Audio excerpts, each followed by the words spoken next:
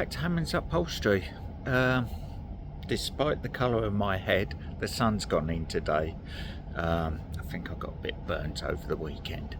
But let's have a walk through and see what we've got going on at the moment in the workshop. Okay, we've got some customer specified stool tops there that are going back tomorrow. The standard size is the one underneath. The customer wanted them 100mm thick, no piping and no label on them, in their own choice of vinyl. So there you go. If you want your custom stool tops, we can do them for you. We've got a couple of button back dining chairs. They'll be coming up on YouTube soon. They're going to be done in this Warwick fabric here, so they should look nice. A couple of little dining chairs. We've got to put the inlay seat in them, and then we're on with this Parker Knoll recliner. So that's going to be in this check fabric here that you can just about see on the back of my bench. So let's see if the action works. Oh. There you go. There's the leg lift out, and the back should recline with a bit of weight on it. Let's see if I can do that. There you go. So there it is, fully reclined. Very simple action in these, but fairly indestructible. So we'll get this covered.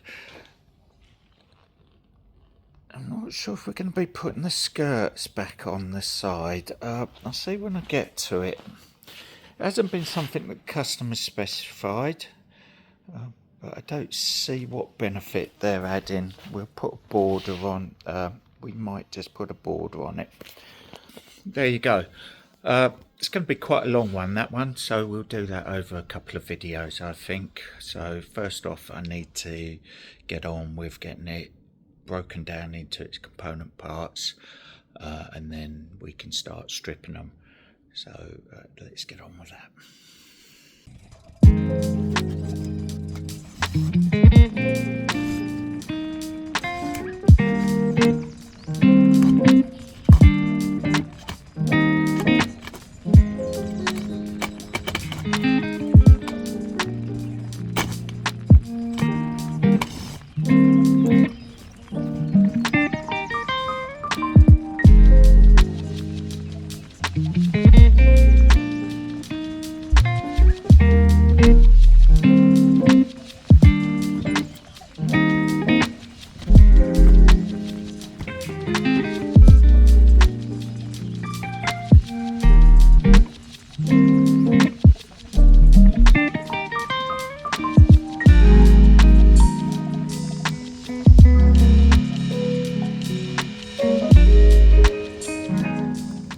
So that was different. It's the first time I've done one of these Parker Knoll recliners, and the action is definitely integral to the frame. These are solid, these are.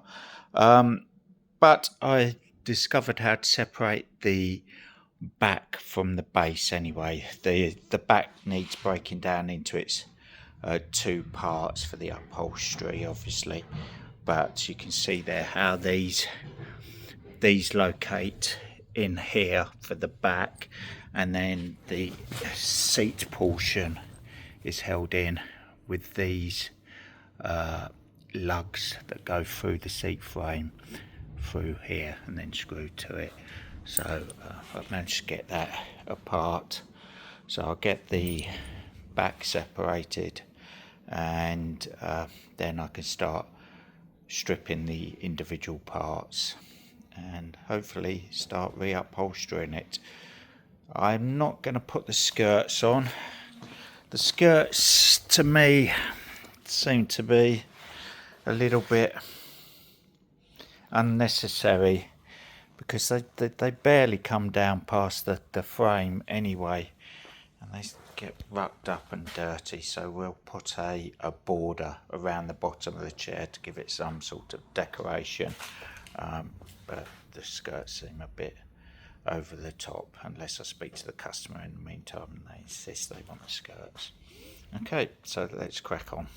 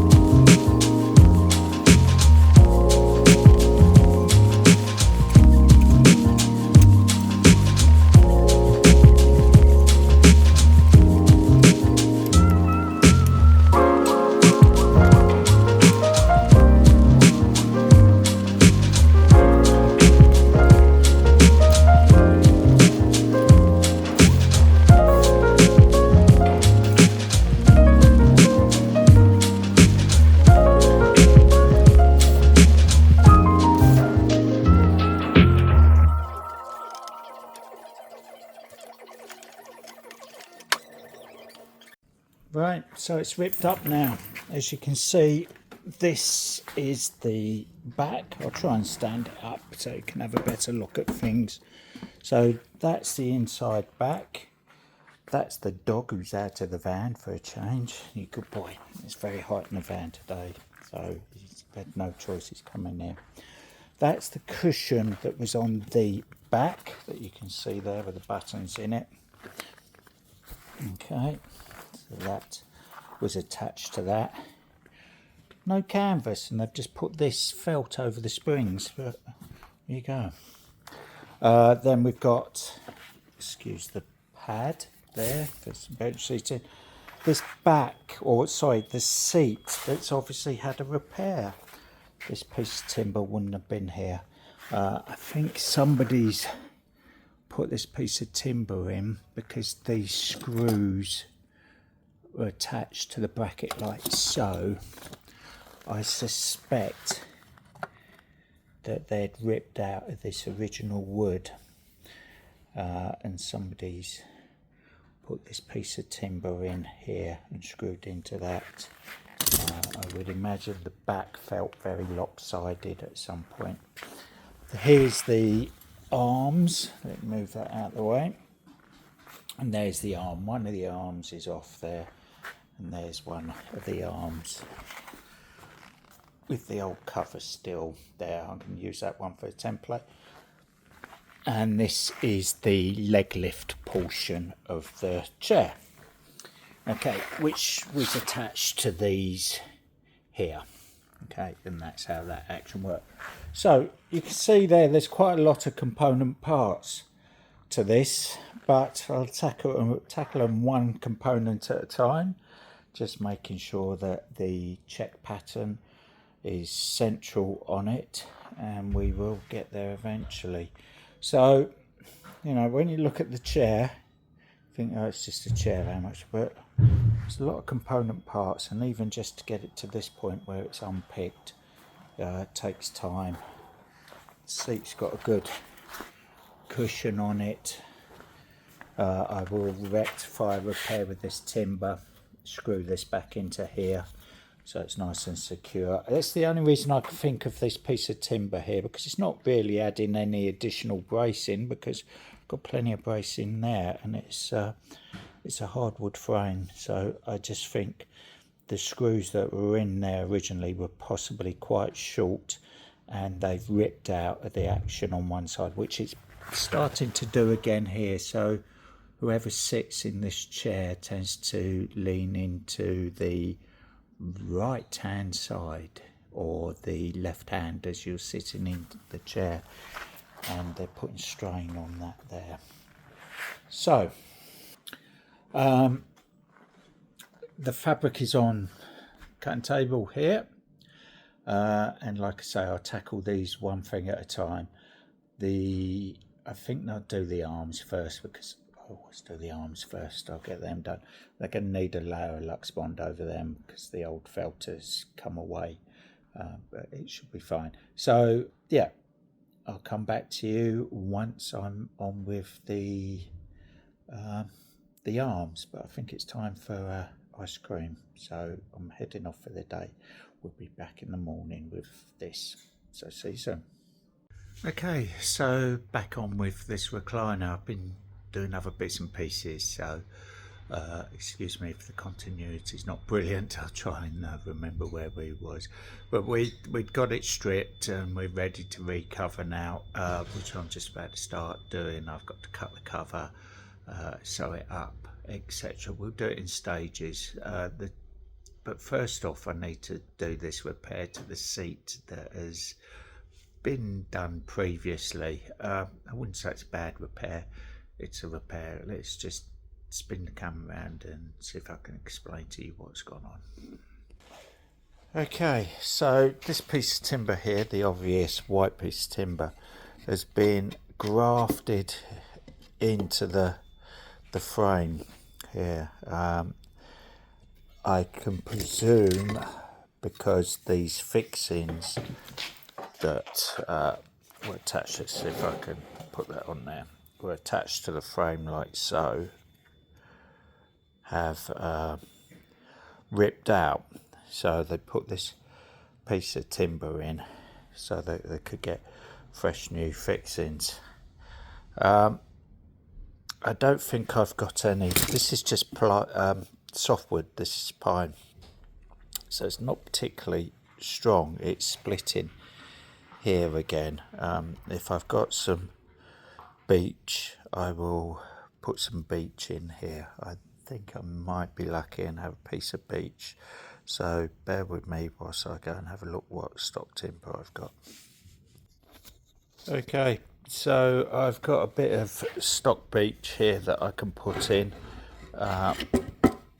so we'll cut that to size. We'll clean up where this glue has been put on. You know, it wasn't very well installed. This needs cleaning up to get a nice new fixing to it, but we'll use some new polyurethane glue on here once this is all cleaned up. Cut the beech and we'll put the beech in. You can see here we've got the marks for the screw fixings, so I'll recreate these onto the new piece of beech as well, so we get the brackets in the same place. So there you go. So let me crack on with that and I'll come back to you when I'm installing it. Okay, so there's the new piece of beech in. There's the old bit of pine. I just need to transfer these marks onto here once this is set. We've got just a single screw in here currently because the fixings for these brackets, these holes here, you can just about see that there. I'm going to use long enough screws that will go through this piece of beech and into the frame underneath, so they're going to be very secure. Shouldn't be any issues, but I've cleaned up the